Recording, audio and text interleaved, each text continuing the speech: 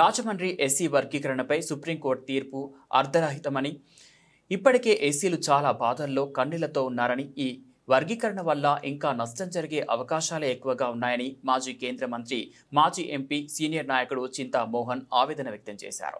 స్థానిక ప్రెస్ క్లబ్లో ఆదివారం ఏర్పాటు చేసిన విలేకరుల సమావేశంలో చింతా మోహన్ మాట్లాడుతూ, ఈ తీర్పును కేరళ, తమిళనాడు, ఆంధ్రప్రదేశ్ వంటి రాష్ట్రాలు చెత్తబుట్టలో పడేస్తే ఏపీలో మాత్రం చంద్రబాబు ఏకసభ్య కమిషన్ను నియమించడం దారుణమని వ్యాఖ్యానించారు.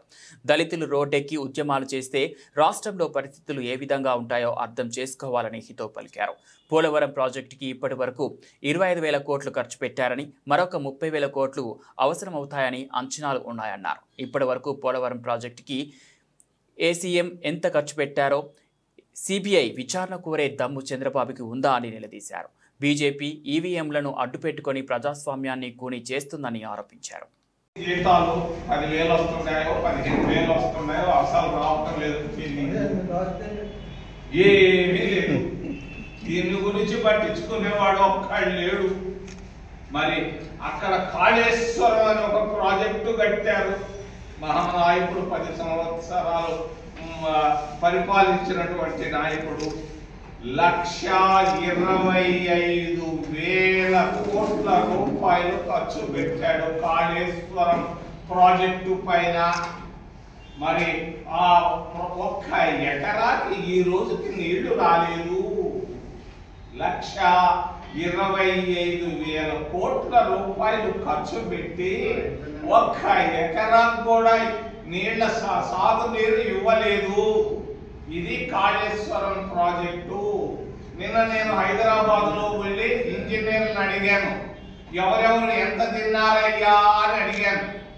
ఎవరెవరు తిన్నారు, ఎంత తిన్నారు, ప్రాజెక్టు పైన ఎంత ఖర్చు పెట్టారు అని అంటే 1,25,000 కోట్లలో పాలిటీషియన్లు 30,000 కోట్లు తీసుకున్నారంట. 30,000 కోట్లు ఎక్కడ పెట్టారంట అది నాకు తెలియదు. నన్ను ఇంజనీర్ గా ఏం చేశారు అని మీరు అడిగితే నేను చెప్తున్నా, 30,000 కోట్ల రూపాయలు పాలిటీషియన్లు తీసుకున్నారంట. మరి మిగిలింది ఎవరెవరు తీసుకున్నారు? 20,000 కోట్ల రూపాయలు ఇంజనీర్లు, ఐఏఎస్ ఆఫీసర్లు తీసుకున్నారంట కాళేశ్వరం ప్రాజెక్టులో. మరి ఇంకా 20,000 కోట్ల రూపాయలు ఎవరైతే నిర్మాణం చేస్తున్నారో వాళ్ళు తీసుకున్నారంట. దానిపైన ఎంత ఖర్చు పెట్టారంటే దాదాపుగా ఒక 30,000 కోట్లు ఖర్చు పెట్టి ఉంటారు. మిగిలిందంతా బొందు చేశారు. ఎవరు అడగాలి? ఏంది ఎవరు అడగాల? దీనిపైన ఆయన ఎవరో పినాకిని చంద్రఘోష్ కమిషన్ ఒకటి వేశారు. పాప ఆయన తిరుగుతా ఉన్నాడు. ఎందుకు దీనిపైన సిబిఐ ఎంక్వైరీ వేయకూడదు? చిన్న దానిపైన వేస్తున్నారు సిబిఐ, దీనిపైన ఎందుకు వేయకూడదు అని నేను అడుగుతున్నా. ఎన్నో విషయాలు ఉన్నాయి, కానీ ఈరోజు మీ ముందు 3 విషయాలు ప్రస్తావించాలని వచ్చాను. ఒకటి ఎస్సీల వర్గీకరణ, రెండవది ఇరిగేషన్ ప్రాజెక్టులు,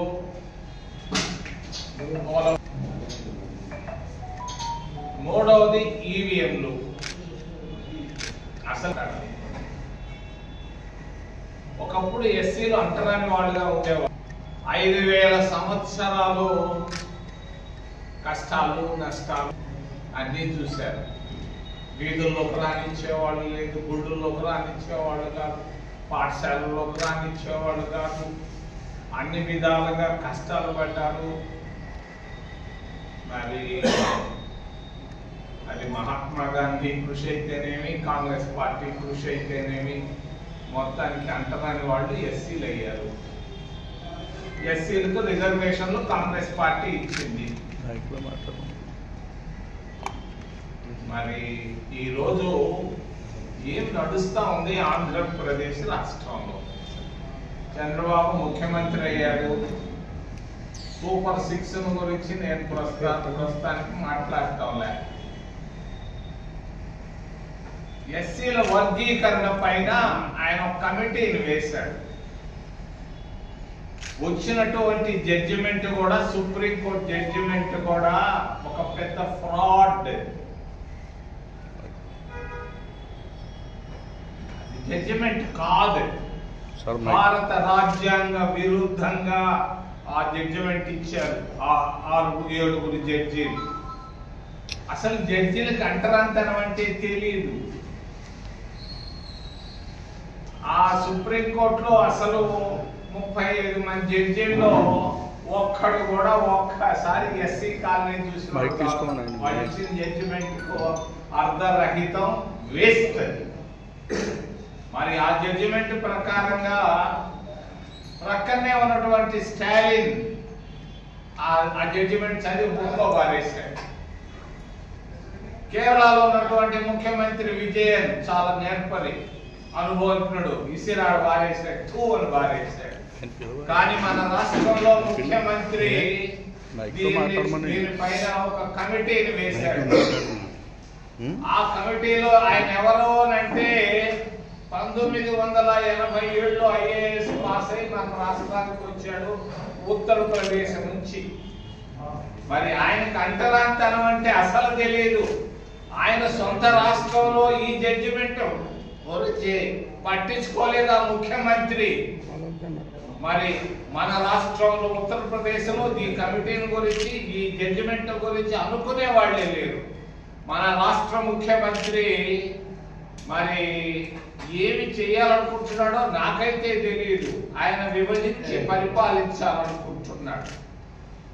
ఎస్సీల అమాయకులు కన్నీళ్లతో ఉన్నారు, కష్టాల్లో ఉన్నారు, ఇబ్బందుల్లో ఉన్నారు. 3 పూటలు కూడా ఒక పూట కూడా భోజనం చేస్తున్నారో లేదో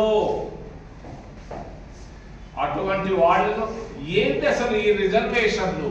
ఎక్కడ రిజర్వేషన్లు ఏడున్నాయి? ప్రభుత్వ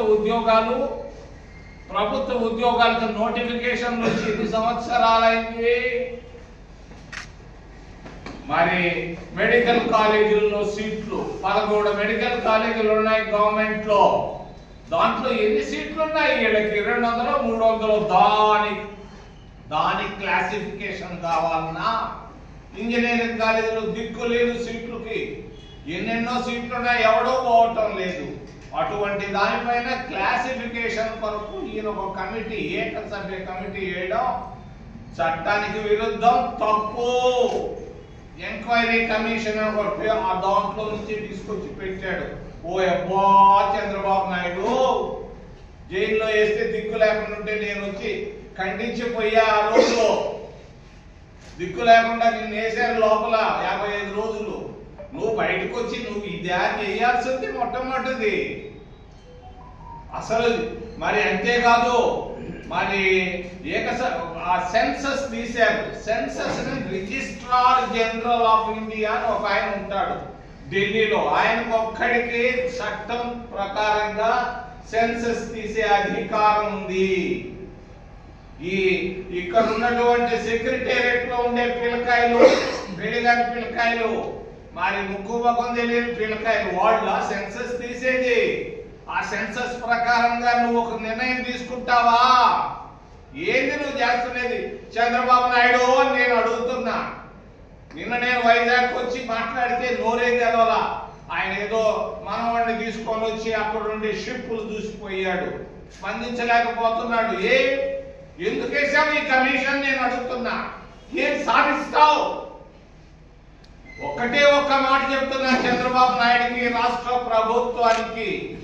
ఎస్సీలు చాలా బాధతో ఉన్నారు ఈరోజు, కన్నీళ్లతో ఉన్నారు ఈరోజు.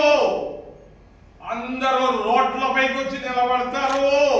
జాతీయ రహదారులే కాదు, గ్రామాల్లోనే కాదు, ప్రతి ఒక్కరు రోడ్డుపైకి వస్తే నీ పరిస్థితి ఏంటి?